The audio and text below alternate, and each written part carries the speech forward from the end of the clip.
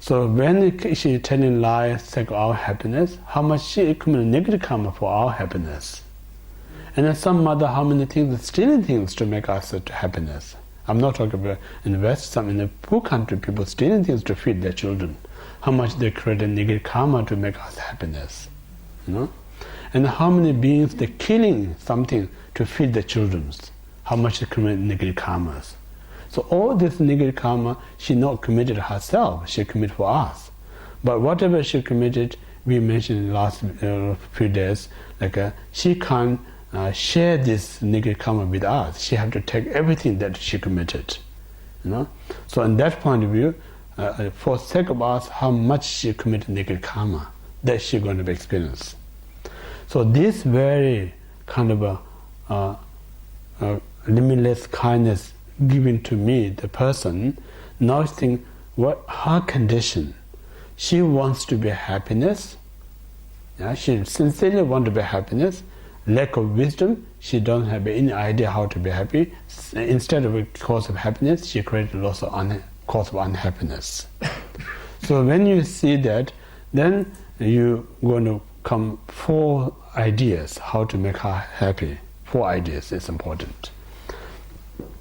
The first one, like she want to be happy, but she creating cause of unhappiness. So that time you kind of say, wish she kind of know what cause of happiness. Yeah, kind of that kind of a first inspiration. What first we call that. And then second is like a prayer. May she find true happiness. May she have opportunity to cause her happiness. You're praying for her. That's the second one. And the third one is like a supplicate. May Guru and the Triple Gem help my mother to be a happy person. That's the third kind of word. And the fourth is like a commitment. So now my chance, my time, so I'm promised or committing, I'm going to do that, help my mother to be happy. So when you have this 4, then it really makes you very firm kind of a loving kindness to your mother. Yeah. So these are not going to be completely successful your loving kindness. That's we talk about we have to train days and weeks and months and years. Then eventually one day, without any effort, just see your mother or remember your mother, instantly what first thought going to come is like may wish her be happy. That's going to come. So without effortlessly come that thought, then you already cultivate that really loving kindness to your mother. Yeah. Until that, we need to put effort. It's not that easy going to come. So keep training. Then the moment you see her, moment you remember, you're always going to come like a wish her to be happy. That thought going to come up. So that's the theory about how to develop the loving kindness. Then actually the meditation of loving kindness is like saying like you visualize your mother right in front of you, whether she is alive or deceased. Remember her. Most time you remember how will you remember that kind of a physical visualize the right in front of you, and then first remember her, and then second remember all the kindness that you received from her. So when you remember the kindness that you received from her, that really helps you. Now it's my time to repair kindness to my mother. Yeah, best to repair my mother's kindness is like do something that brings her happiness. No, so that's what we call that. So in this way, first, so they're saying like alternatively, sometimes you just think of the reason why it's so important to practice loving kindness to my mother. Some other times, too hard to think all the time reason, just simply think wish her be happy, and that way meditate. So alternative, sometimes you think about reason, some others no need to think, just simply wish her be happy. Yeah. So in this way, first you train properly to your mother. So once you train properly, very easy to develop the loving kindness to your mother. Now is the time to move the second most close person, such as your father or any other person. And then think about that also very person is very kind as same as a mother. Even though he or she is not mother in this life, but this person did mother many times in the previous lifetimes. When he or she was my mother, he or he did exactly the same as my present mother did to me. So in that point of view, he or she is equally kind as my mother. Yeah? When you remember, now again you develop this four, like inspiration, prayer, supplication, and commitment.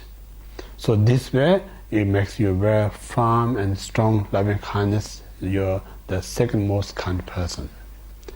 And then third close person is like your friends, your relatives. So also bring them, your friends and relatives. At the moment, they are my relative, they are my friend. They are not kind as my mother at this life, but these are very kind previous life, when they were mother. Because these people also did mother not just once, countless times. When they were my mother, they also provide exactly the same as what mother provide me right now. So in this way, again, you develop the loving kindness. So when it's good to think like we talk about lots of scary things last few sessions, suffering of hell beings, and then suffering of human beings. All this because when your mind is free, not much jobless mind, then bring all negative things. So this jobless mind, you have to give job, So this is the job, You're giving something like you're not allowed to go into the kind of a rampage, Lots of it, we talk about the teenagers rampage because they don't jobless. If you're job, they're caught up in the computer, They don't have time to rampage out there. When they don't have a job, then they just go out and breaking people's window, breaking the doors, and all sorts of, because they're bored. So our mind is like same like a teenage, When you don't have a good job, then get bored, go out to rampage and breaking all this and that, then end with suffering. Yeah. So in this method, we talk about whole. It's not just simply make mother happy. It's actually yourself cleansing. So this is a method, very method to completely kind of occupy your mind with the virtues. So when you completely occupy with the virtues, then all the previous what we talk about kind of security part never going to happen because there's no creator there. So that's the method. Temporary. It's a benefit of oneself, meditation, loving kindness to the mother. Then ultimately, of course, these people can benefit because through this practice, it leads you to attain Buddhahood. Once you reach Buddhahood, this very person you meditate becomes like your disciple, your patient, your client. So right now, we think of them as the object of meditation. Who directly get benefit is myself more than your mother or anyone else. Yeah. So in this way, what we say this very self-cherishing mind completely kind of creating in the state of the great kindness, transforming that kindness. So within that kindness, there is no ego mind. Within that, there's no jealous mind. Within that, there's no kind of the ignorance mind. Within that, there's no kind of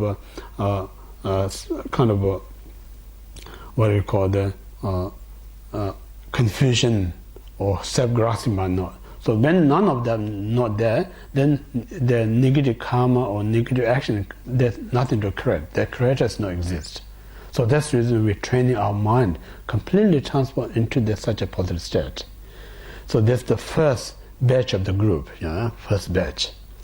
So once you were successful with that batch, now you move to the second, most difficult person. So difficult person is your, what we call the, either you can call the enemy, or dislike, or demon, or evil, whatever you call.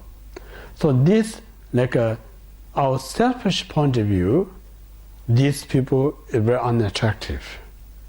Because whether they harms to you or no harm to you, moment you kind of label them as a demon, evil, enemy, dislike, they don't need to do anything for you.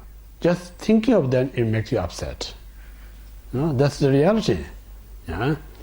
So in this way, now think about these very people are not always in that state. These very people being exactly the same as our mother, present mother, in the previous life. Kind are so many ways, but some reason my self-cherishing mind not fulfill what they did to me, then I get upset to them. The moment I get upset them, I label them as like my enemy. Yeah? So in this way, we keep distance and distance. We're creating this relationship with a kind of a more and more breakdown. Yeah? So this is not going to help us anyway. It's going to more harm. Yeah?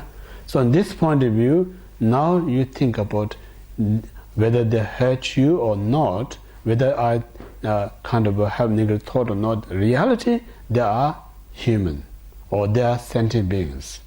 So since they're sentient beings, they want same as what I want. They don't want what I don't want. Then why I'm so kind of treat them in such a different way? It's not right. So best way they're not to harm me is like I need to be kind to them. It's a logical thing. If you're nice to someone, most people nice to you. There's just few people possibility. No matter how you try hard to be nice, somehow they're very hard to be return nice to you. Some people it's possible. Most cases, when you're nice to somebody, they were nice to you. So there's the nature of the reality. Like a Buddha, time of he reached full enlightenment, there are many demons, so much jealous to him, and so much kind of competition with him, and they try to so many ways to disturb the Buddha's meditation.